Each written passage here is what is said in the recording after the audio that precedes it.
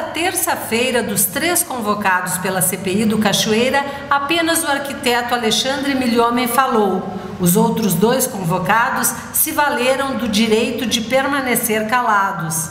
Alexandre afirmou à CPI que foi contratado para fazer a reforma na casa que pertenceu ao governador Marconi Perillo por Andresa Mendonça, a mulher de Cachoeira. Recebeu pelo serviço 5 cheques de R$10 mil, um deles depositado pela Alberto Pantoja, uma das empresas suspeitas de atuar como laranja no esquema de Carlos Cachoeira.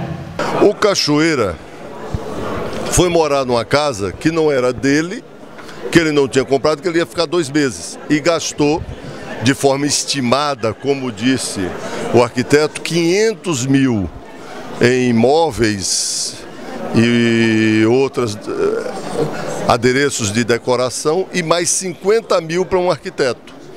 Então, não é crível que essa casa não fosse dele. As poucas revelações e o clima de disputa política têm esvaziado a CPI. Parlamentares de oposição estão questionando a condução dos trabalhos do relator da CPI. Nós teríamos um relatório paralelo, porque evidentemente o relator não tem isenção para formatar um relatório que tenha, digamos assim, a face da CPI, a face dos seus integrantes, a face investigativa que deveria ter.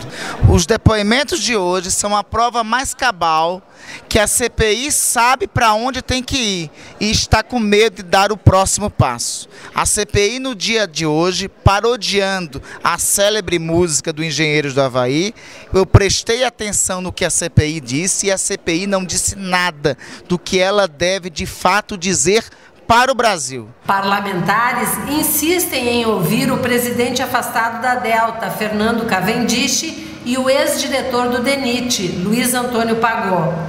Isso é uma falha terrível da CPI. Não tem como uma CPI que tem a Delta como atriz principal, que tem Cachoeira como ator principal, que tem Cavendish como o autor da novela, não convocar essas pessoas.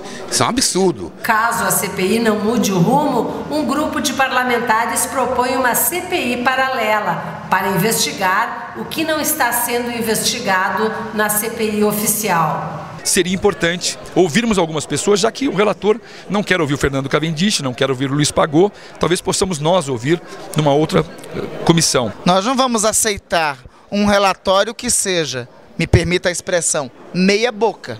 Nós não vamos aceitar um relatório pela metade. Nós não vamos aceitar um relatório seletivo. Todos que têm responsabilidade têm que pagar pelo crime que cometeram.